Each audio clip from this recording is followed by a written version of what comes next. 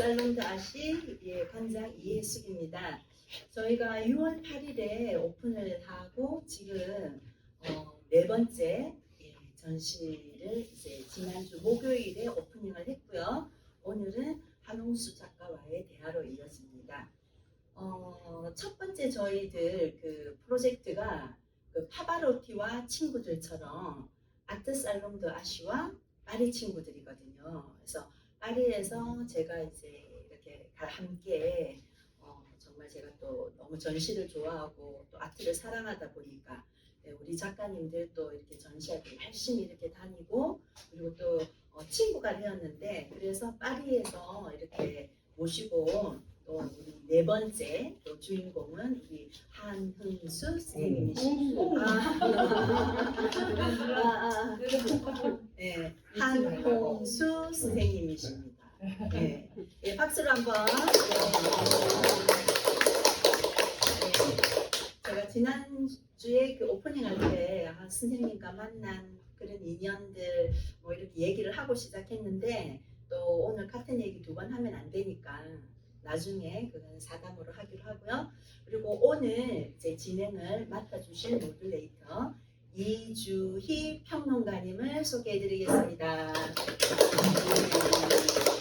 지금 속으로 이제 너무 알밤같이 잘생겼다, 살이 사뭇다 이런 오묘한 생각을 하고 계시는 분들 계실 텐데 올 5월에 결혼을 하셨습니다.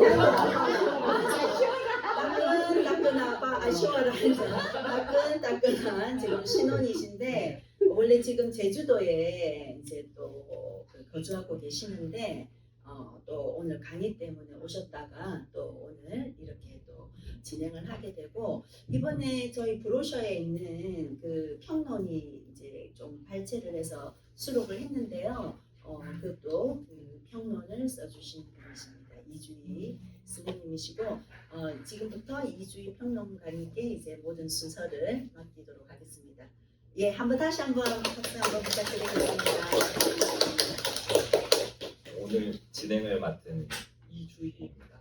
저는 이제 미술 평론을 하고요. 이제 학교에서 강의도 하고 또 이런저런 전시 기획도 하고요.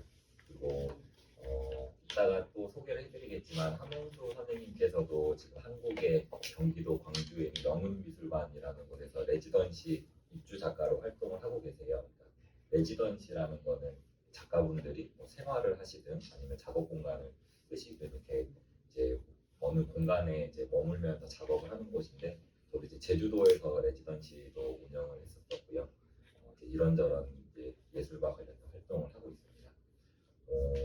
제 사전에 이제 몇 가지 여쭤보면서 이제 저도 새롭게 알게 된 것들이 있는데 저는 이런 토크를 많이 해보셨을 거라고 의뢰 짐작을 했던 것 같아요. 워낙 이제 경력도 많으시고 전시도 다수의 전시를 이제 진행을 하셨는데 이런 단독 토크쇼가 처음이시래요. 지금 많이 좀 떨리실 수도 있는 것 같고 긴장도 조금 하실 것 같고 이제 저희가 좀 그래도 이제 의도한 바로는 뭔가 좀 딱딱하지 않게 좀 이렇게 자연스럽게 그리고 이제 여기 이제 수록되어 있는 제 글도 뭔가 이제 좀 제 딴에는 노력을 좀 쉽게 쓰려고 노력을 했는데 뭔가 이렇게 작업과 함께 글을 보시면서 오늘 이제 토크를 이제 들으시면서 선생님에 대해서 좀 이해를 입체적으로 더 할 수 있는 그런 시간이 됐으면 좋을 것 같습니다. 이제 이런저런 질문을 한번 드려볼 텐데요. 제가 선생님을 처음 뵌 거는 한 2년 정도 전에 제주에서 처음 뵀던 것 같아요. 당시에 이제 제가 제주도에서 레지던시를 운영을 하고 있을 때 저희 레지던시 입주 작가 중에 이제 프랑스와 한국을 오가면서 활동하는 이제 작가분이 계셨고 그러한 작가의 이제 응원차 저희 레지던시를 방문해 주셔서 그때 처음 인사를 드렸던 것 같아요. 그랬고 그때 이제 의뢰 이렇게 만나면 뭐 지금 프랑스랑 한국을 오간다고 말씀해 주셨고 제가 이제 고향을 여쭤봤던 것 같고 고향을 여쭤봤더니 해남이라고 하시더라고요. 이제 저도 이제 전라남도 광주에서 태어났고 이제 그 이사를 해서 리에서 자랐는데 선생님은 이제 제가 태어난 광주보다도 더 아래에 있는 해남 리에서 태어나셨대요. 그래서 이제 제가 이제 그런 분들을 만나면 늘 여쭤보는 게 뭐냐면 그 리에서 어떻게 미술을 하셔가지고 이제 여기까지 이렇게 올라오셨는지 좀 그런 걸 막 여쭤보곤 하는데 그런 얘기를 좀 어렸을 때라든지 어떻게 미술을 이렇게 해서 좀 조금 해주시면 좋을 것 같아요. 예. 그 이제 오늘 이 자리가 있게 해주신 이예수 관장님, 이 파리에서 2년이 돼가지고 이렇게 이제 오늘 이 자리까지 이어졌는데, 관장님이 첫 번째 끼도 있고 또 열정이 많으셔가지고, 근데 이제 원래 작가도 그렇지만 작가가 기본이 가장 이제 끼가 있어야 되고 열정이 있어야 되는 것 같아요. 근데 또 이런 또 그런 성향을 가진 결연에서 또 이렇게 초대돼서 전시를 하고, 또 그래서 이런 자리까지 이어져서 일단은 감사하게 생각하고, 그리고 또 바쁘신데 이렇게 걸음해 주셔서 인연이 된, 또 여러분도 나름 끼가 있고 열정이 있어서 이렇게 이 자리에 오신 것 같아요. 감사합니다. 제가 파리에서 이렇게 한국 사람들을 만나면 고향이 어디냐고 물어봐요. 그래서 어디 사냐고. 제가 이제 니 출신인데 지금은 니에서 한다고. 어디요? 그러면 파리요. 네. 근데 사회자 그 분께서 소개했듯이 평론가님, 저는 이제 처음인데, 저는 이런 그냥 뭐 그림 예술에 대해서 이렇게 얘기하고 이런 것도 좋지만, 여기 와주신 분들이 편하게 궁금한 거라든가 뭐또꼭 작품 아닌 일상적인 것도 이렇게 물어봐 주시고 또 이렇게 같이 얘기 나눴으면 좋겠어요. 근데 저는 이제 해남에서 중학교까지 제가 이제 나왔는데, 제가 국민학교 때 한 4학년, 5학년 때까지 전기가 안 들어온 거예요. 50년 전부터 뭐 오늘 뭔 얘기 할 거냐고 해서 제가 잠깐 얘기를 했었는데, 뭐 이런 얘기는 어떻게 보면 작가로서의 처음 얘기하는 것 같아요. 뭐 해남이다 보니까 땅끝이라고 그러잖아요. 땅끝이, 그래서 전기도 이렇게 안 들어오고. 근데 국민학교 때 제가 그림을 잘 그렸었어요. 그래서 이제 그 미술대회에 나가서 상을 받고, 그래서 전교 뭐 이렇게 대표로도 나가서 상을 받고 뭐 이렇게. 그게 중학교를 갔는데, 그러니까 저한테 그림이라는 게 뭐 화가가 되고 싶다 뭐 이런, 그거 제가 뭐 화가도 몰랐고 뭐 이렇게 그림이 뭔지도 모르는데 잘 그린다고 그러니 이렇게 이제 하다 보니 그게 운명이 되어버린 것 같아요. 근데 중학교를 갔는데 중학교 2학년 때쯤 미술 선생님 그림을 잘 그린다고 이렇게 이제 계속 그러니 이제 미술가 활동을 하고 미화 구상을 하고 뭐 이렇게 어느 날 지금 이름도 이제 아직도 안 잊어버리는데 황석영 미술 선생님이라고, 그 자제분이 또 같은 제 반이었어. 한일투라고. 어느 날 교무실로 이렇게 부르더라고. 갔더니 그 화집, 그러니까 그때 되게 귀한 거 볼 수도 없는데 양장본으로 되어 있는 화집을 빌려주시더라고요. 그걸 보는데 이제 그때는 몰랐죠. 그 이후에 보니까 이제 그게 뭐 고전주의 이제 이렇게 그렇게 시작해가지고 인상파로 이어지는 그런 화집을 빌려주시고, 이게 너무 충격이었던 게 그때는 칼라 인쇄되는 것도 보기 힘들 때인데 그런 화집을, 그리고 그림이라는 게 이제 너무 생소하잖아요. 그래서 그때 어린 마음에 그때 그런 생각했던 것 같아요. 이거는 이 세상 얘기가 아니고 다른 세상의 얘기인 것 같다. 이런 그러니까 충격이었던 거죠. 그리고 그 책을 보고 또 갖다 드리면 또 그 다음 책을 또 그렇게 하면 서너 번을 했던 것 같아요. 그래서 어떻게 보면 그림이라는 게 그때 이제 각인이 돼버린 것 같아요. 근데 이제 원래 또 그 해남에서 이제 고등학교를 지나가는 거는 그 당시에 되게 어려운, 그러니까 뭐 저희 집만 그런 게 아니고 다 분위기가 이제 특히 그 당시에는 이제 애들이 많잖아요. 저희 집도 사람이 있는데 주로 뭐 대표로 한두 명이 고등학교를 간다든가 한 명 해야 그래도 뭐 그것도 많은 거죠. 거의 고등학교 못 가는 형편인데 이제 뭐 저도 세 번째 이다 보니 고등학교를 갈 형편이 안 되는데 어떻게 운이 좋아. 그 선배님들이 그 전교 1등하는 선배들이 있어가지고 그분들이 이제 이렇게 장학생으로 목포에 이제 이렇게 장학생으로 픽업이 돼서 그 선배들 학을 가시는 거죠, 목포로. 미술 장학생으로 미술 장학생으로 이제 그, 고등학교를 가게 됩니다. 그래서 그림도 미술이 아니었으면 고등학교가 갈 운명이 안 되는데 그렇게 해서 이제 미술 활동을 하고 또 그러면서 이제 미술 학원을 다녀야 돼요. 의무적으로. 그래서 미술 학원 다닐 형편이 안 되니까 이제 미술 학원 선생한테 얘기를 해가지고 청소를 해주면서 이제 그 그림을 배우고 그런 분 중에 한 분이 여기 오셨네. 그래서 이제 그렇게 해서 고등학교 때는 이제 미대 그렇게 그림을 그렸고 이제 대학교 가서도 이제 계속 그 미술 강사할 때 이제 만났던 네, 그렇게 해서 그냥 운명같이 그림을 시작하게 됐습니다. 그 제가 이제 언뜻 듣기로는 그 대학생 때 사모님과 이렇게 만나셨다고. 고2 때. 방금 이제 들으셨던 것 중에 해남에서 태어나서 목포로 한번 이렇게 뭔가 의지를 갖고 옮기셨잖아요. 그래서 이제 대학을 진학을 했고 이제 거기 목포에서 미술학원에서 이제 제자들도 이제 이렇게 가르치시면서 무엇인가 조금 이렇게 안정이라면 안정이고 배움이라면 배움을 더해가던 시기에 좀 이렇게 결심을 하셨던 것 같아요. 그래서 사모님과 함께 서울로 무작정 상경하셨다고 이렇게 이야기를 들었던 것 같습니다. 예, 이제 그 대학을 그 당시는 그 이제 그냥 학과인데 그때는 교직원 미술학에 막 이렇게 다그 시기 세대가 됐나 봐요.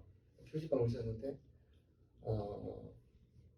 그때는 뭐 이렇게 다 교사를 할 수가 있었던 거죠. 근데 주위에서도 뭐 이렇게 이제 다 그렇게 하라고 그러고 그게 안정된 삶이고. 근데 그때 이제 좀 어리면 어리겠지만 막연한 그런 생각이 들더라고요. 이게 내가 교사에서 시작하면은 내가 교사로서 끝나겠구나 생각이 들더라고요. 그래서 그때 그냥 근데 원래부터 이렇게 아무것도 없으니까 항상 무작정이라는 게 이렇게 시작됐던 것 같아요.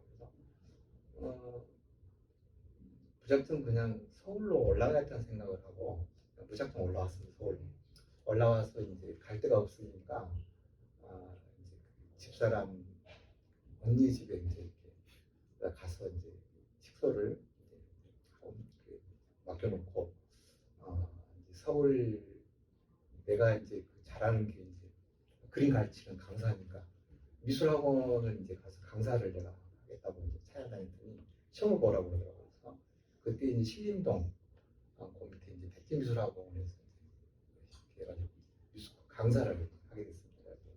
무작정 그냥 와서 이제 시작한 거죠. 근데 내가 한 몇 개월 해보니까 내가 해도 되겠다는 생각이 들더라고요. 좀 굉장히 무모한 것 같아요. 그래서 거기서 한 1년은 안 했고 한 1년 가까이 좀 몇 개월 하고 근데 이제 뭐 전혀 경제적이 안 되니까 근데 아까 그때 그 고등학교 때 공부 잘해가지고 이제 했던 그 선배하고 같이 자취를 했거든요. 그 선배가 농협대를 나와가지고 상계동에서 농협에서 근무하고 있었어요. 그 형을 찾아가지고 대출 좀 해달라고 해가지고 그냥 자기도 이제 뭐 들어간 지 얼마 안 됐는데 그 당시엔 그런 얘기가 안 돼. 후에 그런 얘기 하더라고요. 야, 그 내가 굉장히 입장이 곤란했다. 자기가 이제 그 보증을 사가지고 지금도 네. 근데 그래가지고 미술학원을 종잣돈 그 이대 입구에다가 이제 빚을 내서 이제 미술학원을 차렸는데 이제 안 되니까 또 빚을 내서 빚을 갚고 이렇게. 근데 그때가 86년, 87년이었는데 88 올림픽을 기점으로 해가지고 굉장히 막 한국이 그때 경제적으로 어마어마한 막 변화가 있었던 것 같아요. 그래가지고 그때 강남 막 개발이 됐거든요. 그때 학생들이 강남에서 모으고 막 이렇게. 예. 실제로 88년 올림픽 전후로 해서 이제 예대들이 많이 나오기 시작하고요. 뭐 무용이나 음악이나 미술이나 그쪽으로 진학하는 숫자가 많이 늘었다고도 하더라고요. 그런 영향을 또 받지. 그렇게 하고 아무튼 이제 비성적으로 좀 내고 그러니까 학생들이 이제 뭐 이렇게 왔는데 이제 근데 이제 그 전에는 학생이 없을 때 한 2, 3년은 공간이 이제 그때 그게 한 50평 정도 되고 50평 컸었지. 정말 중앙선상하고 작았는데 그 공간이 있으니까 이제 작업을 이렇게 좀 열심히 했습니다. 그때 중앙대회는 상도 받고 근데 이제 학생이 좀 이렇게 입시도 학생들 들어가고 그러니까 이제 학생이 많아지더라고요. 30명 정도. 그때가 이제 90년도. 그 경제적인 뭐 어려움은 해결이 됐는데 이제 그 이렇게 시간이 지나서 제가 똑같이 입생이 되더라고요. 그래서 또 그때 이제 고민을 한 거죠. 그리고 그 학원이 잘 되니까 이게 이제 그 당시에는 이제 그런 돈을 만져볼 수 없고 하루에 학생 그때 한 30만 원씩 받았는데 하루에 한 100만 원씩 이렇게 수입이 들어오는 거예요. 야, 그때 이게 좀 저한테 충격인 게 돈에 대한 어떤 그 두려움이 생기더라고요. 그래서 이게 어떻게 보면 내가 여기서 이렇게 똑같은 생각을 하는 거예요. 또 여기서 잡힐 수도 있겠구나. 그래서는 이제 92년 초에 그 이제 뭐 이렇게 집사람한테 얘기를 해서 이제 내가 이렇게 무작정 뭐 가야겠다. 뭐 이렇게 해가지고 정리를 했더니 이제 빚을 갚고 얼마 안 되더라고요. 한 200 몇십만 원. 그래서 그 돈 가지고 이렇게 또 무작정 또 파리로 이게 계속하면 길어지잖아요. 그래서 여러 나라들이 있었을 네. 텐데 그 중에 이제 파리였었던 이유가 특별히 있었을까요? 제가 이제 그 당시에는 그렇게 지식 뭐 미술에 대한 여러 지식도 있는 게 아니고 처음에는 일본을 이제 가려고 했었어요. 일본에 있는 후배가 하나 있어서 우연히 만났는데 물어봤더니 저는 무슨 이렇게 공부를 하라고 하고 뭘 해야 배워야 되겠다 이런 게 아니고 나는 작업을 하고 싶은 그거 하나만 이제 그 생각만 한 거예요. 목포에서 서울 오는 것도 마찬가지고 서울에서 이제 파리 갈 때도 그랬는데 그게 이제 이렇게 얘기를 들어봤더니 이게 파리가 가장 나한테는 제가 생각할 가장 이상적인 것 같아요. 그래서 저는 그래서 파리에 대한 어떤 솔직히 얘기하면 애프터이 있는지도 모르고 갔습니다. 이것도 무작정 나온 거죠. 그래서 가가지고 한 달 이제 모르고 갔으니 정보가 별로 없는 거죠. 근데 아파트도 되게 비싸고 이렇게 그냥 방 하나 얻어 사는데 되게 비싸더라고요. 그냥 한 달 좀 넘어가니까 가져간 돈이 떨어지죠. 그래서 이제 그 4월 중순쯤에 4월 말쯤에 프랑스는 부활절 파크바캉스가 되게 큰 명절인데 그때 이제 나와가지고 나는 그림을 잘 그린다고 이렇게 자부를 항상 했었거든요. 왜냐하면은 또 고등학교 때부터 이렇게 청소를 했지만 또 새로운 한 사람 가르치기도 하고 또 대학 다니면 계속 학생들을 가르치고 또 미술학원도 했고 그래서 나는 잘할 거다 그러고 이제 그 연맹한 정신을 가지고 이제 길거리에 이제 가서 초상화를 했는데 그 굉장한 어떻게 보면은 그 유럽에서 파리에서 첫 번째 충격이라고 그럴까? 내가 이렇게 잘한다고 자부를 했는데 그게 한순간 다 깨지더라고요. 그 같이 이렇게 이제 중국 그때 그 친구들이 몇 명 이렇게 했었는데 거기 이제 붙어서 제가 한 건데 그들은 진짜 일주일 같이 10분도 안 되는 시간 내에 쭉 그려내고 우리는 저 같은 나는 대생을 했기 때문에 자꾸 뭐 이렇게 재려고 하고 근데 그렇게 그려내지 못하는 거예요. 그러니까 살아있는 그림을 그리지 못했던 거죠. 죽어있는 석고대생을 보고. 그래서 내가 중국 그 사람들 물어봤어요. 너희들은 어떻게 그림 그렸냐 그랬더니 뭐 대학 가서 처음부터 이렇게 모델 비방을 했대요. 누드를 그렸다. 그러니까 그게 내가 그렇게 잘한다고 했는데 그 잘하는 거가 이제 그러니까 기준이 달랐었고 그게 이제 그 테크닉이라는 게 이제 그런 게 아니었던 것 같더라고요. 그래서 저는 어떻게 보면은 뭐 유학이라면 유학이지만은 그 생기를 위해서 그 길거리에 갔지만은 살아있는 길거리에서 새로운 그림을 스스로 배우게 된 동기도 하나 됐던 것 같아요. 그래서 저한테는 또 거기 파리는 유럽 사람도 있지만은 뭐 아프리카니, 인도니, 세계 각지 다 오는 거니까 이 돈을 벌어가면서 모든 모델을 이렇게 공부를 어떻게 보면 그것이 어떻게 보면 그 유학의 첫 번째 공부가 아니었을까. 예, 공부를 한다고. 이렇게 파리로 넘어가신 게 1992년도라고 하시더라고요. 이제 그리고 이제 그 정도 시기가 이제 제가 이제 선생님들을 통해서 듣기로는 이제 해외 유학도 이제 그 즈음부터 많아지기 시작했고 또 뭐 아마 당시에도 해외 여행이라는 것이 막 일반화되지는 않았었을 시기인 것 같습니다. 그렇고 이제 왕래가 많이 이제 쉽지는 않았을 것도 같다는 생각도 들고요. 그 당시에 프랑스에 이제 처음 도착하셔서 뭐 이제 길에서 초상화도 그리고 또 전시도 보러 다니고 이제 그러셨었잖아요. 근데 그때는 어떤 미술이 이렇게 좀 보이시던가요? 그러니까 이제 지금은 뭐 인터넷이라든가 이런 것들이 이제 굉장히 활성화되고 정보 사회고 그러니까 그게 이제 혼날 때지만 그 당시만 해도 뭐 한국에 전화하기도 어렵고 뭐 비싸기 때문에 그 당시 이제 편지를 쓸 때 편지를 쓰면 빨라야 오르면 한 달에 이렇게 답장을 받아볼 수 있는 거예요. 근데 이제 뭐 전혀 그 유럽에 대한 서양 미술에 대한 정보가 많지가 않았었죠. 처음에 갔을 때는 굉장한 그러니까 충격, 뭐 길거리에서 충격도 충격이지만은 미술관을 돌고 뭐 이렇게 별별을 보고 나오면은 길거리 쓰레기도 작품을 보이더라고요. 그 당시에. 근데 이제 저는 이제 그림을 그리고 싶은 그 열정 때문에 갔기 때문에 92년 가을에 독일의 카셀에서 열리는 카셀 도큐멘타를 갔었어요. 그래서 이제 뭐 그것도 자체로 충격이었는데 카셀 도큐멘타를 보고 우연히 거기서 이제 디셀도르프에서 공부하는 그 대학교 때 후배를 만났어요. 그래가지고 이제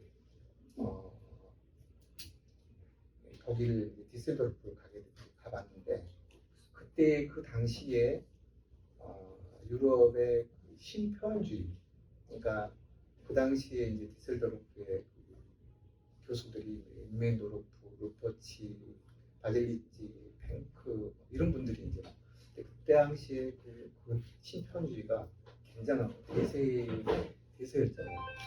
근데 제가 90년대니까 학부 때하고 제가 80년대 당시에 이제 한국의 시대적인 것도 민중미술 때는 정치적인 혼란기에 그 작업도 그런 성향이었고 그래서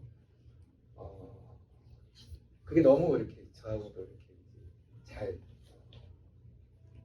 맞고 그래가지고 이제 신편주의적인 또 그리고 그 당시 이제 그 어떤 독일의 디슬도르프 쿤스트 아카데미 학교의 어떤 그런 방침이라든가 이런 것들이 너무 매력적이더라고요. 그래서 제가 이제 그 학교를 좀 다녀보고 싶더라고요. 그래서 그 어플라이를 했는데 그래서 처음에 이제 루퍼치를 만나고 인멘도프를 만나고 그 다음에 탱크가 제가 뭐 정식 학생이 아니고 청강인데도 이제 사인을 해줘야 되고 그래야 들을 수 있고 그래서 이제 탱크반에 한 2년 가까이 그 수업도 뭐 저는 이제 그게 또 학교에서 놀란 충격적인 게 그 면접을 한다고 그래가지고 저는 이제 교주실을 이렇게 이제 가면은 우리나라 대학 같이 굉장한 교수님이 크고 탁자도 이렇게 우리가 할 줄 알았더니 교수 자체가 없고 그냥 강의실에 앉아가지고 바닥에 앉아서 이러고 저를 맞이하더라고요. 이게 어떤 그 대학 교수라는 권위 이런 거 굉장히 이제 그런 게 없는 자체가 충격이었고 그리고 또 수업 방법도 교수의 재량에 맞춰서 그러니까 제가 이제 그 핑크반에서는 뭐 3개월에 한 번에 한 번 수업이 열릴 때도 있고 이렇게 그런 식으로 이렇게 수업하는 거. 그러니까 그게 이제 90년대에 그러니까 표현주의적인 신표현적인 작업 생각도 맡고 그래서 90년대는 이제 그런 작업을 하고 2000년대에는 이제 또 그 다음에 이제 터닝 포인트가 된 이제 그 프랑스아주 모난이 얘기했던 천사가 지나가는 학폭이라는 그런 작업을 하게 되고 이제 세 번째는 2019년 한국에 와서 이제 커비들을 만나면서 이제 영어미술관에 작업하면서 이제 유럽에서 30년이 지나간 시기에 와서 지금 작업하는 것들이 이제 또 세 번째 터닝 포인트가 되는 작업들 간략하게 얘기하면 근데 이제 이렇게 얘기를 하면은 뭐 끝이 없으니까 뭐 궁금하신 거 도중에라도 물어보시고 그러면은 파리에서 생활이라든가 뭐 아무거나 작업 말고라도 이렇게 궁금한 거 이제 그래서 이제 파리로 가서 이제 초상화를 그리면서 이제 뭔가 이렇게 또 방금 말씀하셨던 것 중에 그 파리와 독일을 오가면서 청강을 되게 긴 시간 동안 이제 하셨더라고요. 그게 시간적으로는 얼마나 이렇게 왔다 갔다. 그게 그 독일은 꼭 이제 유럽은 처음에 이제 그것도 저한테는 충격이었는데 국경 개념이 별로 없더라고요. 거의 없더라고요. 그래서 그 파리에서 제가 차를 이렇게 직접 운전해가지고 가면은 6시간? 네. 그 당시에는 내비게이션 없으니까 다 이렇게 적어가지고 뭐 아켄으로 가서 아켄에서 몇 번을 타고 뭐 이렇게 해가지고 그래도 잘 다녔어요. 신기하게.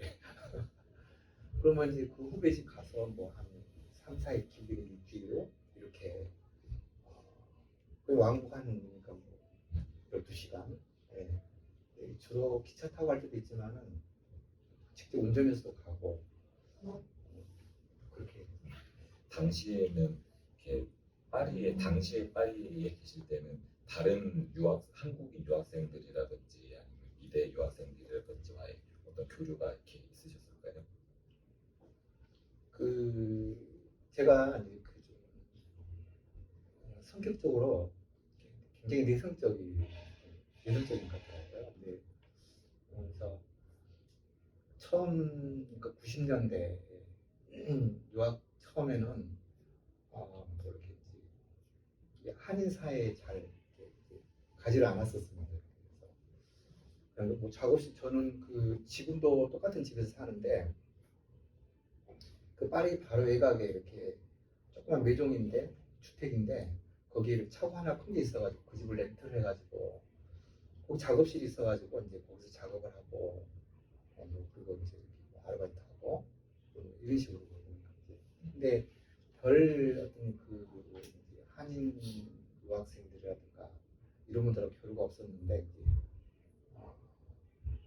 그 한국 선생님이 계셨거든요. 한국 선생님이 100살이 넘으셔 돌아가셨는데 그분이 이제 그 당시 한 96세 이때도 굉장히 정정하셨습니다. 네. 이제 그분 교류하면서 이제 이렇게 권순철 선생님하고 이렇게 이제 알게 돼가지고 이제 그 서남 작가협회라는 데 이렇게 가입을 하게 되고 또 권순철 선생님도 권유로 뭐 이렇게 해서 서남 작가협회 회장을 또 한 4년 맡게 되고 서남용 협회라는 건 이제 재불한인 작가협회라고 볼 수 있겠죠. 네. 그러니까 한인 사회에 유럽에서 그러니까 유럽의 저희 한인 작가분들이 유학을 간 게 처음에는 이제 별 뭐 이런 게 없었는데 회상을 하면서 이제 그런 어떤 그 정체성이라든가 이런 것들을 이제 알게 됐는데 거의 100년이 다 됐더라고요. 그러니까 그 100년 전에도 그 당시에 이제 북한에서 온 그쪽 그때는 북한이 아니었었죠. 어떤 작가분이 하나 있었더라고요. 그리고 이제 50년대, 60년대 그러니까 어떻게 보면 역사적으로 100년이 다 된 거예요. 근데 그러니까 굉장히 역사도 있고 또 또 지금은 좀 다르지만은 뭐 이렇게 다 유학 그러면 이제 프랑스 작가분들 너무 많이 넣고 그래서 그런 게 좀 이렇게 작가분도 좀 많고 근데 제가 이제 좀 그 안타까운 거 해당을 하면 느낀 게 뭐냐면 그 중국이나 일본 작가들하고도 저희들이 보면 이렇게 역사가 비슷하더라고요. 유럽에 진출하는 그리고 수적으로 뭐 양적으로 그리고 뭐 어떤 그 실력 면에서도 중국이나 일본에 비해서 별로 뒤지는 게 없어요. 한국 작가들 선배님들이 있는데 국제적으로 어떤 인지도라든가 활동하는 거에 대해서는 많이 열악하더라고요. 그런 걸 많이 느꼈어요. 그래서 그런 부분은 어떤 이제 국가적인 시스템에서 뭐 이렇게 좀 이렇게 진행이 됐다 이런 것들이 많이 부족하고 근데 실질적으로 열악하거나 힘드셨던 게 어떤 지점들이 있으셨을까요? 이 제가 느꼈던 거는 그 작가들이 이렇게 활동할 수 있는 거는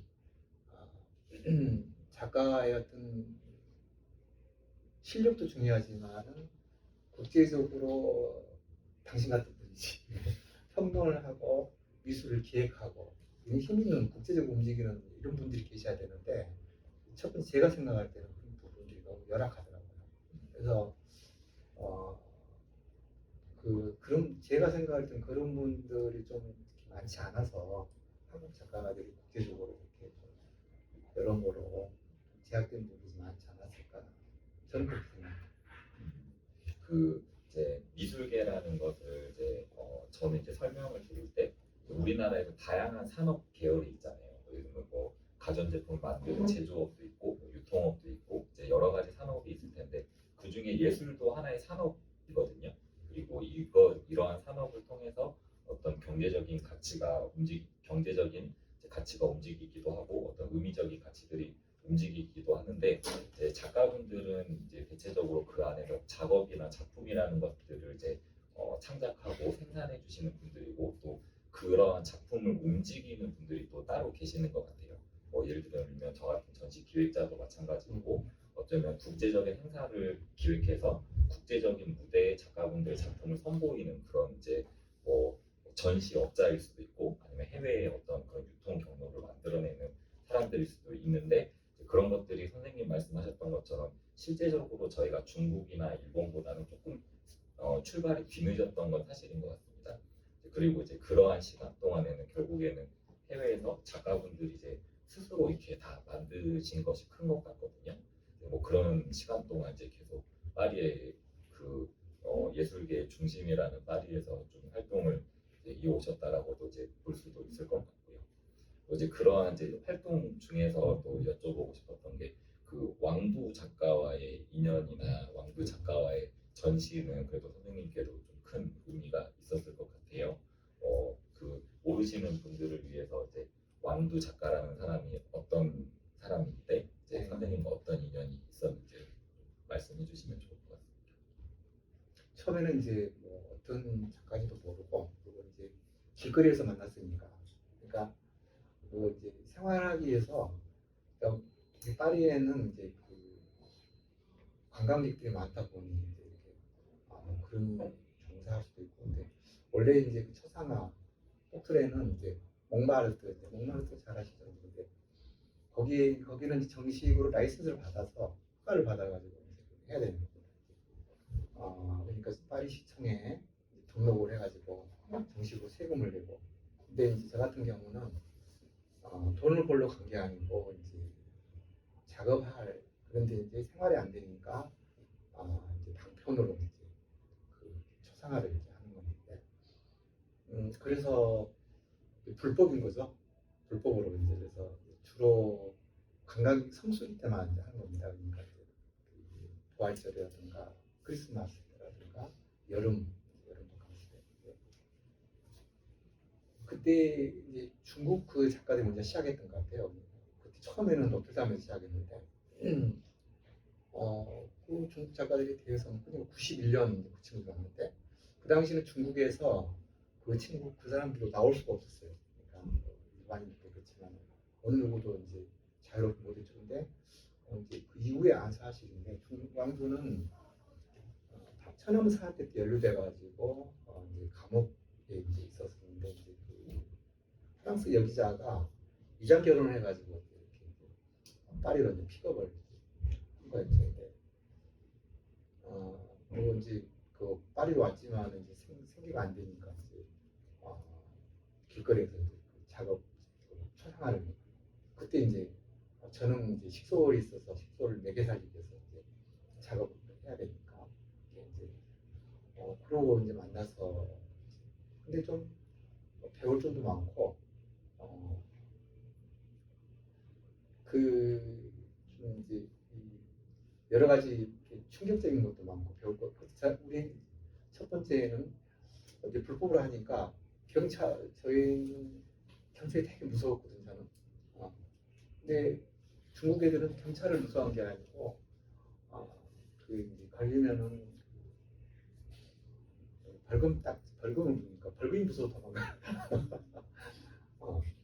그게 저는 그 당시 충격이었는데 경찰을 별로 안 보고 우리는 그 당시 사회적인 분위기가 경찰 자체가 무서웠는데 그게 뭐라고 그러냐면은 이제 얘기 계속해서 괜찮나 조금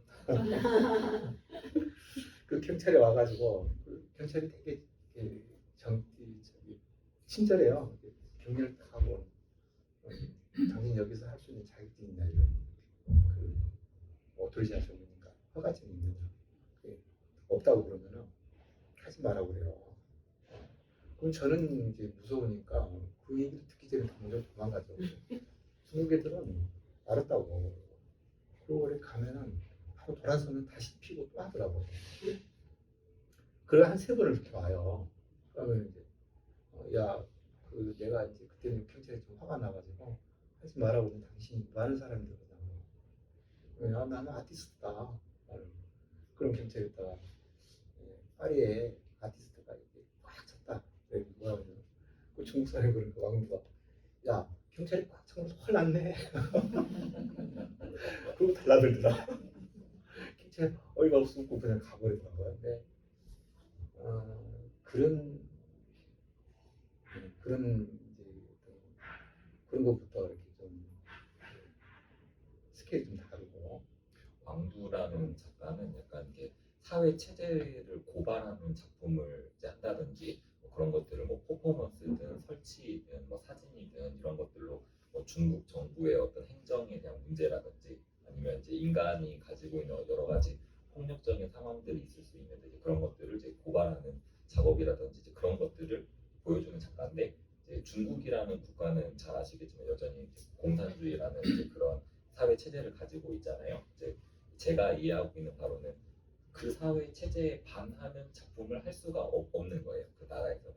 그래서 이제 그러한 성격의 작업을 하는 작가분들이 이제 국외로, 그러니까 중국 외로 옮겨서 작업을 하시는 경우들이 많고, 선생님께서는 이제 그러한 작가들의 에티튜드, 그러니까 경찰을 만나면 도망가면 되고 다시 펴면 되고 좀 그런 것들을 보면서 한국인들은 어떤 면에서 보면 순종적이에 말을 잘 들어요. 네. 뭐 이렇게 하지 말라면 안 하려고 하고, 근데 이제 뭔가 이제 예술가일 수도 있겠지만 이제 중국 반체제적인 이제 작품을 했던 왕두는 조금 다른 기질을 보여줬던 것 같기도 하고 그런 것도 있고 이제 그 친구가 이제 그러면서 2000년대에 세계적인 작가라고 이렇게 부상을 한 거죠. 부상을 해서 굉장히 활동을 시작했는데 또 이제 저는 아직 별 볼일 없지만 그 친구는 이제 굉장히 어마어마한 이렇게 국제적인 작가가 돼서 활동을 하고 그래도 계속 이렇게 이제 또 자기 작업실에 불러주고 같이 만나고 근데 그 보면은 이렇게 또 자기들의 어떤 이제 이렇게 후배들 양성하는데 굉장히 이렇게 어떻게 보면 의무적인 어떤 뭐 그런 사고를 갖고 하듯이 하더라고요. 뭐 그런 부분들. 그리고 그 자기 작가들끼리는 그 친구는 이제 중국 사람이지만 이제 국적을 바꿔서 이제 프랑스 작가죠.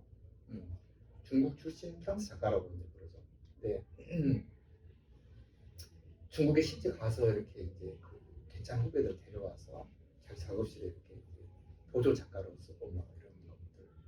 근데 그 중국 작가들이 그런 거를 이렇게 너무 잘하는 거예요. 그러니까 나름대로의 그렇게 해야만이 또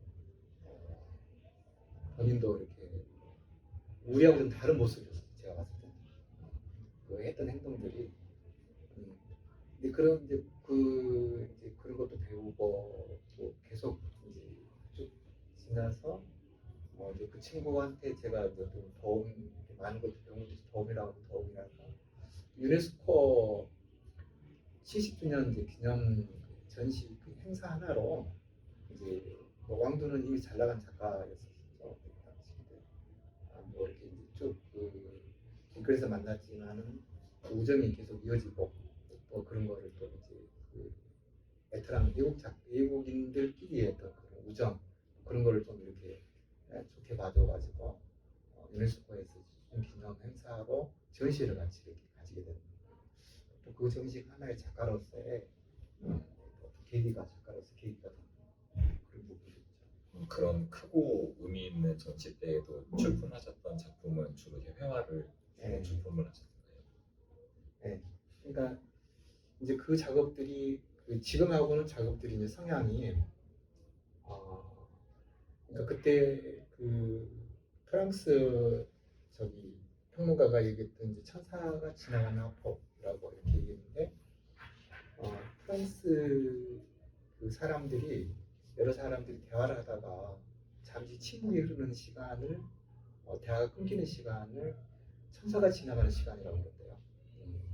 그래서 제 작품을 보고 이제 어떤 그런 뉘앙스로 평론을 쓰는데 저는 되게 그게 그러니까 그때는 제 작업이 그 양의적인 어떤 그런 생각을 했었거든요. 그러니까 작가가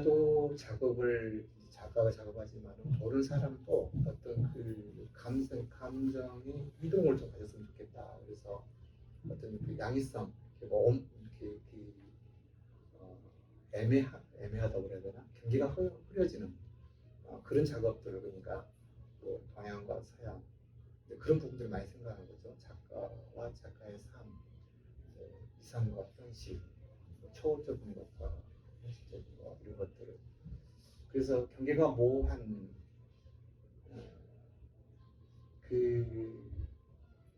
그런 작업들 시간대로는 그런 표현이 프랑스에서는 이제 저는 그거를 이제 해질녘이라고 그러는데 프랑스에 그런 얘기들이 있더라고요.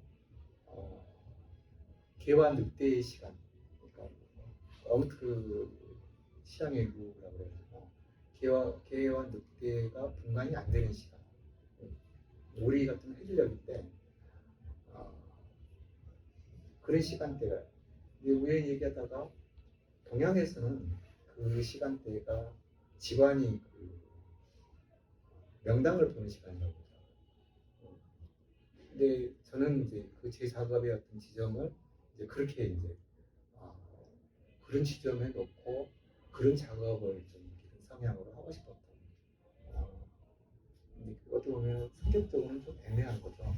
제 집사람이 저를 보고 하니까 두말하는 사람이라고. 근데 그런 그림을 이제 그렸더니 어떤 아는 선생님이 그러더라고요. 야, 홍수 같은 그림 그렸네 그러더라고요. 네. 그게 이제 두 번째 터닝 포인트에 그랬던. 그때는 주로 인체 주제는 항상 뭐 이렇게 인체와 자연 그 그림이 사실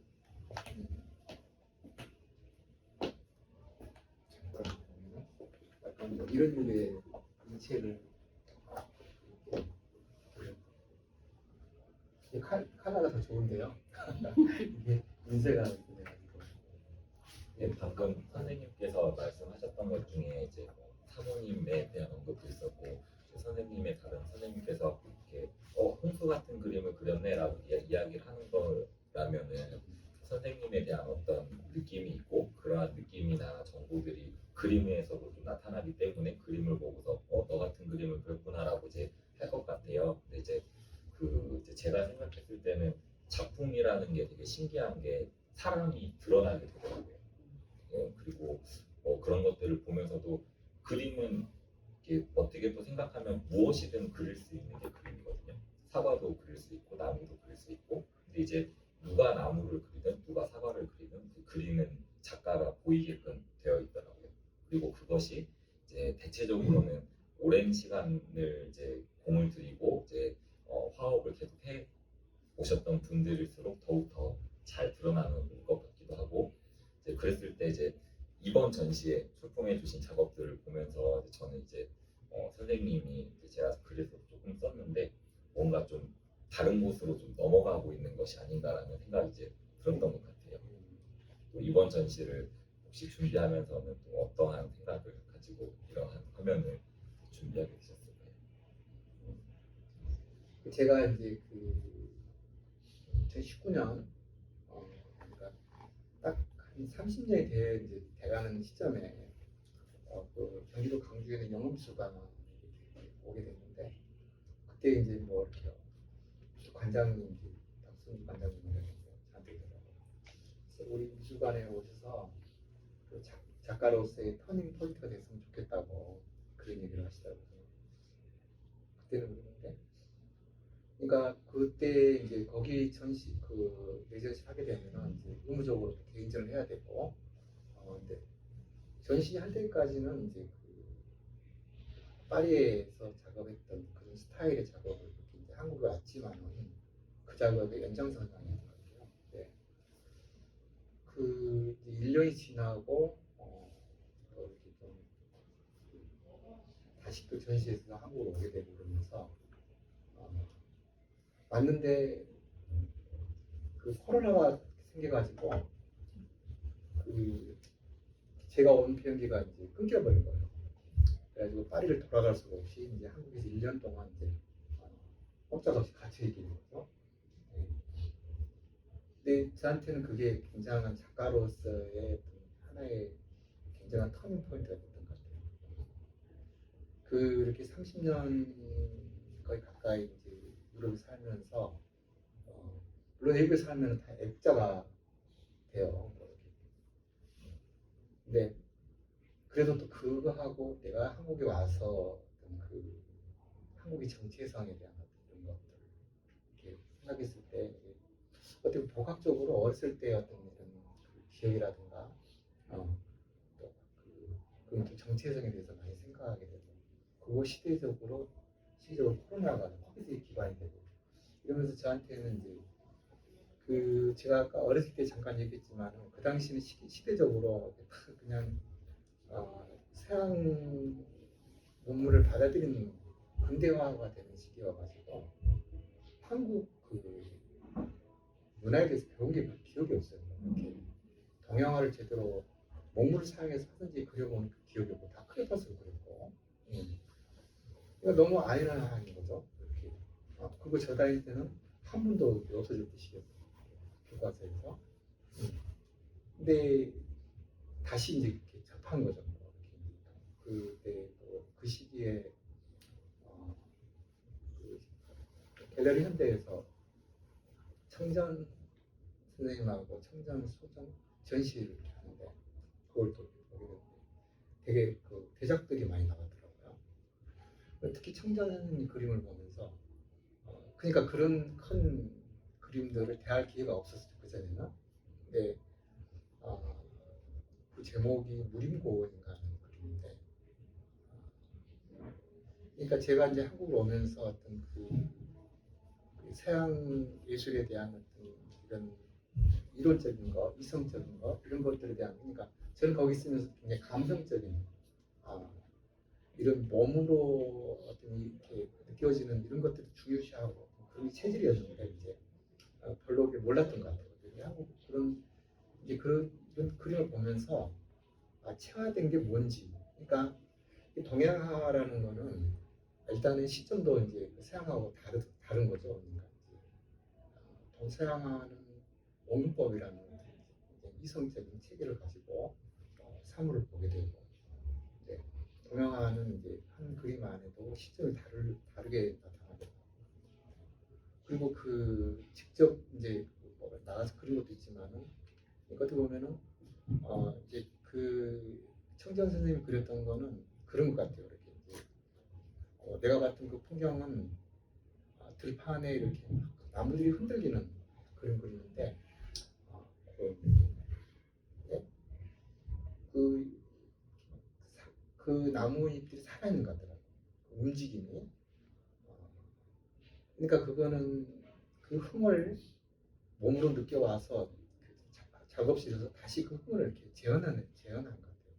그러니까 그거는 이제 그런 표현을 많이 쓰더라고요. 체화된 그 몸의 체화에 대해서 다시 그걸 이렇게 그리는 거다. 또 그러면서 여기 그 먹이라는 색깔이 까마귀인 줄 알았더니 저한테는 그 안에 카라도 있는 것 같고, 그래서 인상파 그림이 연상이 되더라고요. 그래서 또 기간도 뭐 이렇게 우울한 코비도 그래가지고 좀 그러면은 내가 유럽에서 오랫동안 있었지만은 그 재료는 내가 유화 물감, 오일 물감 쓰지만은 그냥 그런 부분도 한번 내가 이렇게 새로이 접하고 접해보는 것도 다시 더 이렇게 좋겠다. 그래서 이제 뭐 이런 류의 그림 시작하게 됩니다. 그래서 뭐 이제 어느 경지라고 그러나, 근데 경지가 이제 뭐라고 그럴까? 이제 좀 자연에, 그러니까 그 이제 제가 나고 자란 해남에 이제 그 아주 어렸을 때 봤던 기억인데 그게 되살아나는 거죠. 그 물론 이제 제가 잠깐 못해서 썼던 중에 하나가 들판에 있던 바위를 보고 또 이렇게 느꼈던 거, 이런 것들이 어떻게 보면은 잊지는 않았지만 되살아나. 근데 그 어렸을 때 봤던, 제가 다시 가본 거죠. 우수양 울퉁목.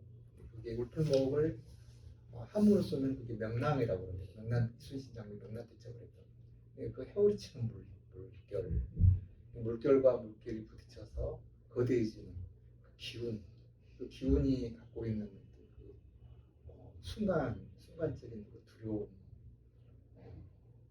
어떤 또 그 당시에는 제가 또 그 시기적인 코로나라는 직접 맞고, 그 어떤 또 동양 전체적인 기운에 대한 어떤 그런, 그러니까 표현이 어떤 물로서 이렇게 이제 모든 거, 그러니까 사물에 다 기운이 있다고 생각하는 결이 있고, 그러니까 이거는 하나의 이제 그 물이라는 그 물결을 뿐이지, 실은 산에도 기운이 있고, 그러니까 뭐든지 다 이렇게 표현이 그렇게 할 수도 있는 거죠. 근데 처음에는 좀 이렇게 이제 그 2000년대 그렸던 방식대로 그려가는 그런 거였는데, 이번에 좀 뭐가 달라졌다고 그런 걸 좀 체험했어요. 이렇게. 이게 내가 의지를 가지고 그리려고 하면 안 되더라고요. 그러니까 자연이, 우연이라는 게 개입돼서 지가 그려지는 그런 것들을 많이 이렇게, 그러니까 물론 스타일이 약간 두 가지가 있어요. 옛날에 했던 2000년대 했던 계속 겹쳐서 그려진 것도 있지만은 거의 뭐 일필지 같이 이렇게 그려내는 그런 작업의 성향도 있고, 그래서 좀 그러니까 좀 그게 달라진 것 같아요. 저한테도 제가 작가로서 느꼈던 그리려고 했던 의지가 빠지면서 그려지는 유연성이 되고, 그래서 그런 체험이라고 그럴까, 좀 그렇게 열리는 그런 네. 그 이제 방금 하신 말 중에 체현이라는 말이 있어요. 이제 뭔가 몸에 입혀진 감각을 가지고 이렇게 뭐 행동하는 그런 류의 뉘앙스가 담겨 있는데요. 그리고 또 이제 이렇게 어떤 좀 철학에 대한 얘기인데, 그 프랑스 철학자 중에 멜로 봉티라는 사람이 있는데, 이제 그 사람도 뭐 살, 뭐 피부 뭐 이런 얘기를 하는데, 이게 대충 어떤 얘기냐면은 사람이 말을 할 때에도 그때그때 목소리의 떨림이 다르고 그날의 긴장감에 따라서 말 톤도 달라질 수 있고, 근데 이제 말이라는 것은 그러한 상황들이 다 복합적으로 이제 이루어져서 말을 하게 되는데, 선생님 같은 경우에도 뭐 체형 내지는 뭐 이렇게 살 내지는 본인의 이제 감각이 좀 입혀지는 그러한 것들까지를 종합한 어떤 이렇게 그린다라는 행위가 아니라 뭔가 자연스럽게 옮겨지는 그러한 이제 어떤 결과물로서의 이제 이런 회화 화면을 이제 얻어내신 것은 아닐까라고 이제 그런 생각을 조금 해봤던 것 같습니다. 이론적으로 갖다 대는 말인데 철학적으로 그러한 이제 어떤 말을 미리 해놓은 사람들도 있기도 하고, 그래서 한번 말씀을 드려봤고요. 저 뒤에 선생님의 작가 목표를 조금 이렇게 옮겨놓은 게 있어요. 모든 존재하는 것들에는 그들만의 결이 있고 기운이 있고, 또 수만 년 동안 자연과 함께 호흡한 인간의 몸에 새겨진 기억을 끄집어내고 본성을 찾아가는 것이 나를 만나고 발견하는 것이다라고 또 써주셨고, 나는 물결의 기운이 만들어내는 찰나의 공포와 카타르시스를 느끼면서 숭고함을 그릴 수 있기를 원한다라고 또 써주셨는데, 또 이제 또 철학 얘기 잠깐 하면 그 칸트라는 사람이 있거든요. 독일 철학자 중에. 그 사람이 이제 숭고함이라는 걸 이야기하면서 선생님과 거의 동일한 지점을 이야기를 해요. 그러니까 예술을 이야기를 하면서 숭고함을 얘기할 때가 뭐 너무 아름다운 것, 뭐 밤하늘에 떠 있는 별, 뭐 이런 것을 얘기하는데, 칸트가 얘기했던 숭고함은 이제 비슷하게 약간의 공포를 동반하는 거예요. 그러니까 화산이라는 게 빵 터졌을 때 인간이 그 앞에서 굉장히 무력하게 되잖아요. 그리고 뭔가 이제 쓰나미나 해일이 나한테 몰려온다라고 생각했을 때 그 압도적인 것, 그리고 그 안에서 인간의 무력함과 나의 겁과 아니면은 내가 평소에 느끼지 못했었던 감각들이 다 깨어나는 것, 그런 것을 숭고함이라고 이야기를 하는데, 저는 이제 선생님의 화면과 저런 글들을 봤었을 때 이제 비슷한 숭고함을 뭐 어떤 찾아가고 계시는 것은 아닐까라고 그런 생각들도 좀 해보게 됐었던 것 같고요. 또 뭐 그림이라는 건 제 생각에는 보고자 하는 대로 볼 수도 있는 것 같아요. 그림을 보면서 다들 어떤 생각을 하셨는지는 모르겠지만 아마 보고자 하셨던 대로 보고 느끼는 것이 또 맞는 감상일 수도 있지 않을까라고 그렇게 생각을 해보게 됩니다. 또 하나 더 이제 궁금한 점이 있어서 여쭤보고 싶은 건데요. 이쪽에 보시면은 선생님 자화상이 많이 있어요. 저런 거는 자화상이 어떤 자화상인지, 어떻게 그리시는 건지, 왜 그리시는 건지 뭔가 사연이 있지 않을까. 근데 이제 저는 항상 제가 되게 착실해요. 성실하고. 작가는 좀 그러면 안 되겠죠? 좀 보도 나오고. 근데 제가 학교 때는 어떤 그 유행이랄까, 작가는 이렇게 머리를 막 장발같이 길고 뭐 군복을 입고 옷걸이를 신고 땅통 모자를 쓰고, 그런 딱 그런 상이 있었어요 그 당시에. 그리고 뭐 이렇게 밤새내 술 먹고 작업을 하고 낮에는 잠을 자고. 근데 프랑스에 도착해서 한 10년이 지났는데 내가 여기 왜 왔는지, 뭘 하고 있는지 굉장히 회의감 들고, 그리고 또 그렇게 생각했던, 그렇게 작업을 해서는 아무것도 되지도 못하고 내가 찾는 것도 찾을 수 없겠다는 생각이 들더라고요. 그리고 내 주위에 뭐 작가들을 보면 유럽에서 우리가 생각했던 그런 작가는 별로 없더라고요. 굉장히 열심히 하고, 그러니까 우리나라에 일본을 통해서 들어왔던 근대 당시에 뭐 히피 문화가 그때 한참 해서 그렇게 해서 들어와서 우리에 같은 그런 것들이 아니었을까. 그래서 제가 새나라의 어린이가 되자 그래서 그 전에는 뭐 새벽 3시까지 작업을 하고 12시에 라면도 끓여 먹고, 근데 12시 전에 무조건 잠을 잤어요. 잠을 자고 아침 일찍 일어나고, 직장인들 같이 똑같이 이렇게 출근해서 그림 그리고, 그러면서 이제 저를 단련을 시키는 거예요. 그래서 저는 그렇게 생각해요. 작가도 그러니까 특히 이제 지금 하는 작업도 하고 굉장히 연관이 되어 있는데, 저를 단련을 시켜서 그 단련이 되는 게 이제 이렇게 숙성이 돼서 나와야 된다. 그러니까 저는 되게 감성을 되게 중요시합니다. 그래서 저는 이제 자화상을 그리게 된 동기도 하나 단련하는 일종의 이제 방법이죠. 아침에 일어나면 작업실 가면은 이게 처음에 그 바로 작업을 연결되는 게 쉽지가 않다고 어쩔 때는 생각만 하다가 거의 뭐 한나절 같이 지나가기도 하고 근데 시작을 안 하면 아무것도 아니 시작 없잖아요. 그래서 이제 뭐 이것도 어떤 선배의 이제 영향이 있는데 아무튼 또 그 전에는 제가 지금도 계속 하고 있는데 주말에는 이제 그 파리는 그런 게 많아요. 저렴하게 크로키를 할 수 있는. 그래서 이렇게 한 번도 거르지 않고 주말에는 가서 크로키를 한다죠. 근데 이제 그리고 이것도 하나의 그 일종이죠. 그러니까 그 단련하는 작가로서의 과정으로. 그래서 근데 이렇게 하면서도 그게 좋은 말을 누가 써놨던데. 근데 아무튼 그런 이제 어떤 과정으로 단련의 어떤 일종의 작가로서의 그걸로 이렇게 하나의 일기면서 수행일 수도 있고 작가를 단련하는 거. 그 어떤 그 영감이라고 이야기를 하잖아요. 대체적으로 어떤 예술가들에 대해서 생각을 할 때 하실 때 아까 말씀하셨던 히피 문화를 통해서 예술가를 떠올리면 그냥 이렇게 떠오르면 하고 자고 싶으면 자고 술 마시고 싶으면 술 마시고 이제 그런 것들이 예술가 적이다라고 생각하는 경향들도 있는 것 같아요.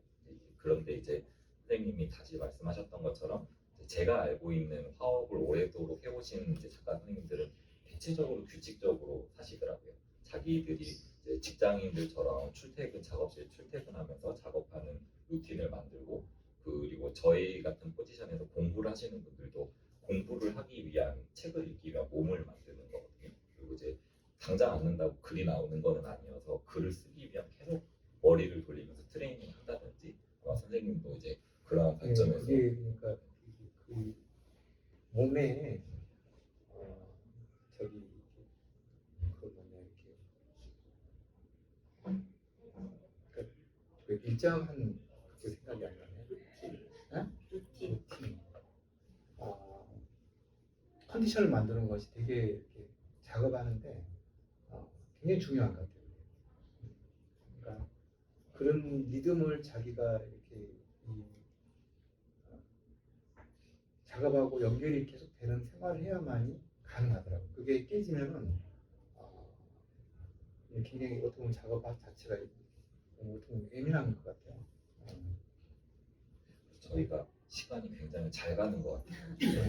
네, 이제 이야기를 줄을 많이 해서 이제 제가 이제 궁금했던 거 한 가지만 더 여쭤보고 혹시라도 질문이 있으시면은 이제 질문을 받아보는 시간을 한번 가져볼게요. 그 이번 전시를 이렇게 이제 디스플레이도 마치고 이제 준비하고 나서 이제 소감이 좀 어떠시던가요? 새로운 전시를 스스로 바라보는 느낌이랄까?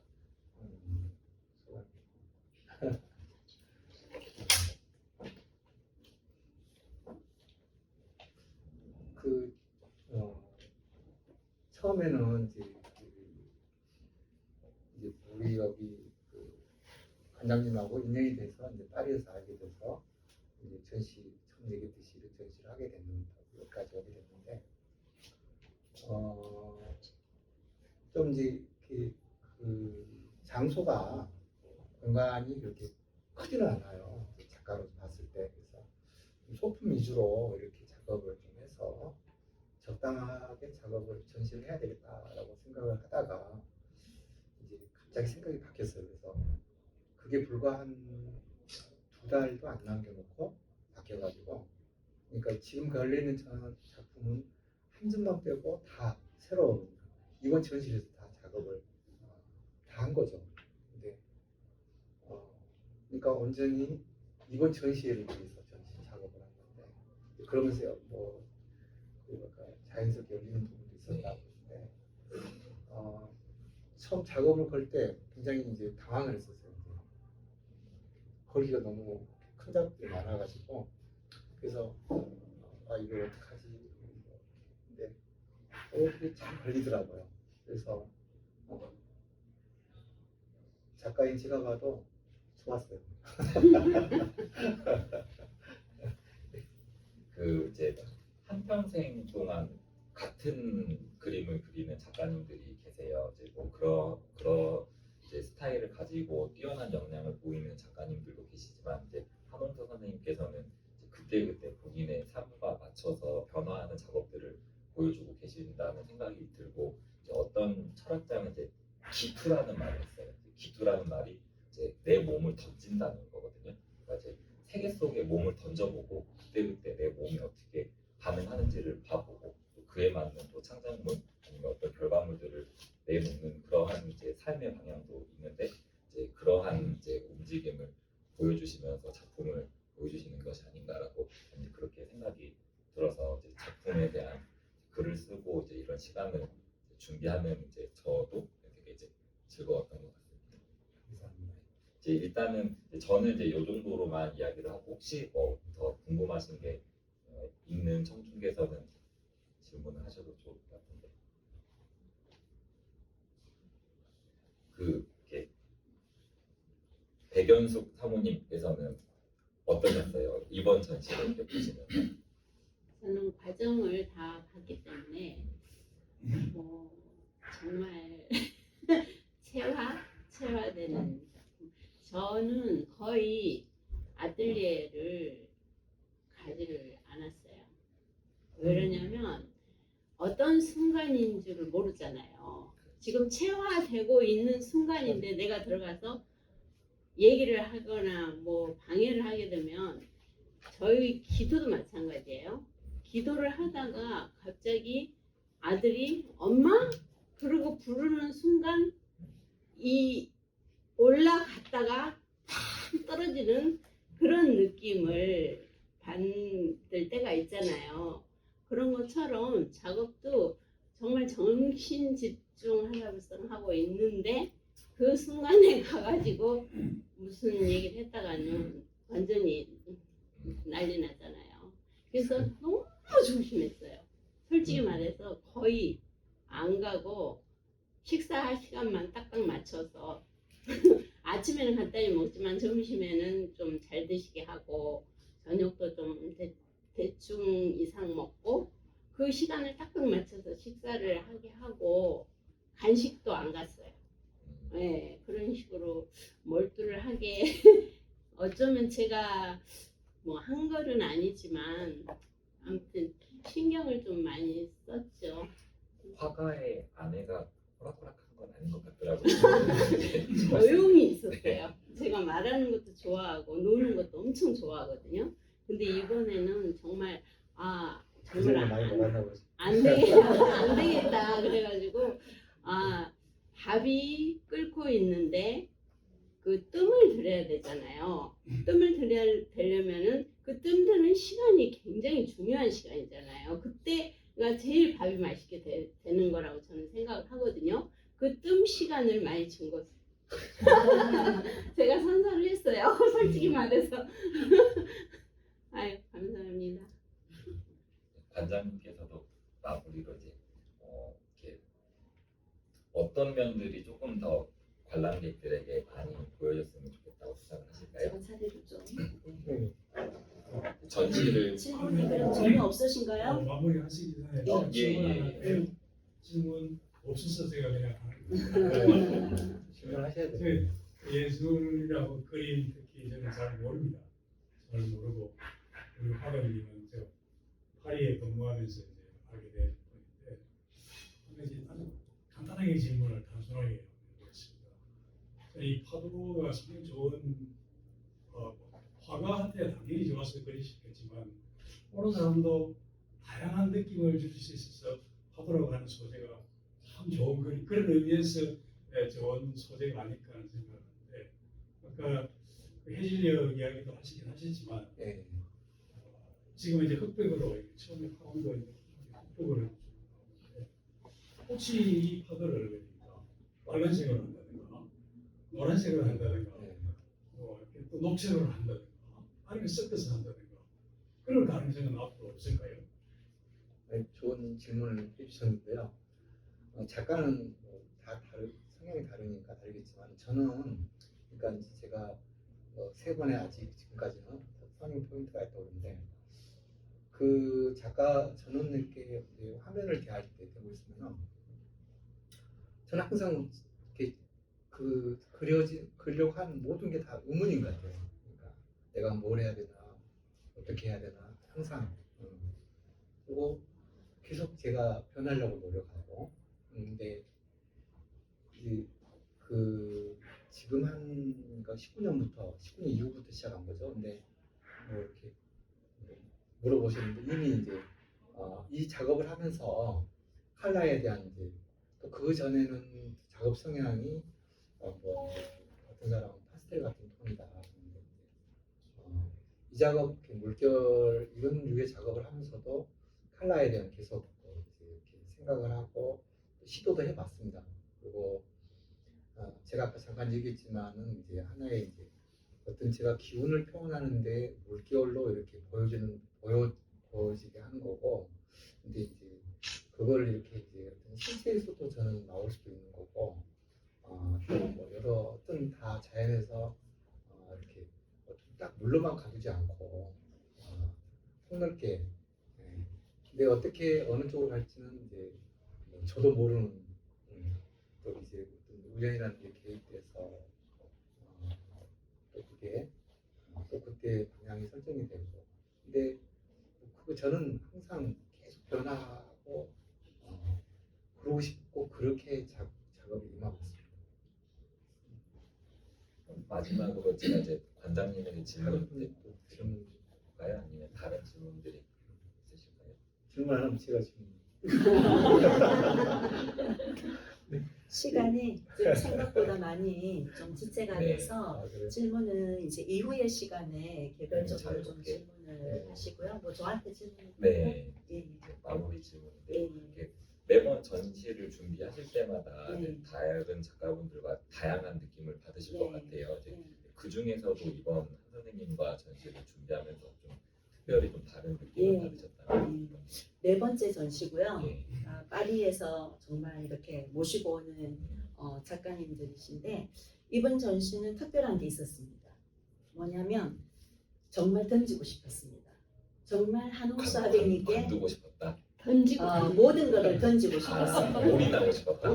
돈, 시간, 열정 모든 거를 아낌없이 정말 이번 전시가 우리 한홍수 선생님에게 정말 의미가 있는 전시 그리고 앞으로 정말 대가로서 정말 스텝이 될 수 있는 그런 전시가 돼야 되겠다는 생각을 처음부터 했었고 그리고 처음에 사실 아까 말씀을 드렸지만 선생님 우리 갤러리가 크지 않습니다. 그러니 좀 자그마한 거 팔리기가 아주 좋은 거 그런 것 좀 해주세요. 그래서 알겠습니다 하고 파리를 가셨거든요. 근데 어느 날 전화가 왔더라고요. 안 되겠다. 내가 작업을 하다 보니까 자꾸 큰 그림이 그려진다. 어떻게 해야 되겠냐 이제 하시길래 선생님 생각대로 하십시오. 그리고 첫 전시부터 굉장히 전시는 기도를 많이 한 전시입니다. 그리고 우리 아까 그 백사모님, 저는 이제 그 신교 그 기독교지만 선생님은 이제 카톨릭 신자신데 처음부터 사실은 굉장히 제가 그 기도 부탁을 좀 많이 하는 분이에요. 어떤 뭐 대소사, 저의 가정의 문제, 저의 어떤 개인적인 문제가 있을 때 기도 부탁을 했는데 이번에는 믿을 게 정말 그거밖에 없다. 왜냐하면 첫 해 세 번째까지 지인들이 와서 작품을 좀 많이 샀기 때문에 네 번째는 거의 뭐 이렇게 예정된 사람도 없고 그러니까 정말 기도밖에는 할 게 없겠습니다 하면서 정말 했기 때문에 처음 의도하고는 좀 이제 작은 게 아닌 경우 120호짜리 지금 저희 갤러리에 처음 겁니다. 100호짜리 2개 있습니다. 50호짜리 수두로 가고 그래서 이제 작품 사이즈가 너무 커서 다 걸려질 수 있을까부터가 이제 의문이었었지만 너무나 조화롭게 이렇게가 되고 했었고 제가 한 가지 좀 드리고 싶은 거는 선생님께서 아까 우리 선생님이 참 말을 매끄럽게 정말 말로 부어 삶는 분은 정말 아니구나 하는 생각을 위해서 많이 했어요. 근데 아까 뭐 나는 별볼 아까 왕주는 뭐 그 중국에서 원래 대학 교수였었고 같이 이제 길에서 초상화를 그리는 동기였고 이제 지금 마크롱 대통령이랑 여름 휴가를 같이 떠나는 그런 작가이신데 선생님 나는 별볼을 없고 하는데 정말 아니라는 거. 지금 우리 한홍수 선생님을 지금 프랑스 파리의 그 보아 갤러리 샹젤리제에 딱 있는 보아 갤러리에서 우리 한홍수 선생님이 이제 그쪽에서 전속해서 이렇게 하고 계시는데 파리에서는 거기에 저는 정말 좀 감동을 받은 게 있습니다. 뭐냐면은 한홍수 화백님의 그 지금 파리 근교에 그 외곽에 이렇게 사시는데 그쪽에 제가 듣기로는 그 멀지 않은 이웃일 수가 있어요. 근데 그분이 한홍수 화백님의 작품을 너무나 좋아해서 그분은 돈을 모아서 어떤 특별한 날 딸의 어떤 생일 몇 번째 생일이면 모아서 한홍수 화백님 작품만 사는 그런 컬렉터가 있어요. 그분은 부자도 아니에요. 그리고 그렇지만 이웃이지만 굉장히 존경하고 아티스트로서 너무나 존경하고 그래서 첫 딸한테 작품을 하나 사주고 그 다음 또 그분의 어떤 계획은 몇 년 동안 돈을 모아서 작은 애한테 무슨 날에 작품을 사줘요. 그렇게 하는 정말 찐 컬렉터들이 많은 파리에 있는 그 우리 작가님이시고 이미 그리고 뉴욕에서 그리고 또 아트페어에서도 이 드로잉 작품이 완판이 되실 정도 그리고 너무 이제 대단하신 분인데 나를 너무나 이제 겸손히 말씀을 하셔서 그 부분은 제가 조금 옆에서 정정을 해드리고 싶고요. 그래서 정말 아낌없이 정말 이번 전시에 정말 이렇게 하고 싶은 그런 좀 특별한 전시가 이번 전시기도 하고 그러는 중에 마음이 너무 편한 전시이기도 합니다. 조금 저도 하다 보면은 불협화음이 저 스스로의 불협화음이 생겨서 생각도 많아지고 그렇긴 하는데 이번 이제 사모님 기도 덕분인지 뭔지 하여튼 굉장히 이제 마음이 편하고 또 기대가 되는 그런 전시입니다. 저도 이제 매번 전시 때마다 이제 갤러리로 오면서 놀라게 되는데요. 이제 정말 작품 따라서 공간이 많이 바뀌는 것 같아요. 이게 한 공간에서도 어떤 작품이 어떻게 들어오느냐에 따라서 이제 넓어 보이기도 하고 좁아 보이기도 하고 불편하기도 하고 편하기도 하고 이제 여러 가지 느낌이 드는데 저도 이제 와서 이런 작품들이 잘 걸려 있는 것에 되게 놀랐고 또 말씀하셨던 대로 저 120호 이제 처음 걸어보는 건데 이제 선생님께서도 이제 갤러리에 또 이제 이번 전시를 바탕으로 뭔가 새롭게 업그레이드 되어가는 그런 느낌을 받으시는 것 같아서 참 좋은 것 같습니다. 그러면 이제 오늘의 이제 한홍수 선생님과의 이제 작가와의 대화 공식적인 프로그램은 이런 정도로 마쳐보고요. 이제 이후에 시간에 개인적으로 이제 질문 있으신 분들은 자유롭게 말씀 나누시면 될 것 같습니다. 오늘 이 자리를 마련해 주신 이혜숙 대표님하고 참여해 주신 한홍수 선생님께 박수 한번 부탁드립니다. 또 진행해 주신 우리 이주희 평론가님께도 마무리 박수 한번 부탁드립니다. 그리고 너무 지금 1시간 25분 꼼짝 안 하시고 이렇게 너무 열심히 들어주신 오늘 또 이렇게 참석해 주신 여러분께도 너무 깊은 감사를 드립니다. 감사합니다. 자, 저기 좀 음료 좀 드시고요.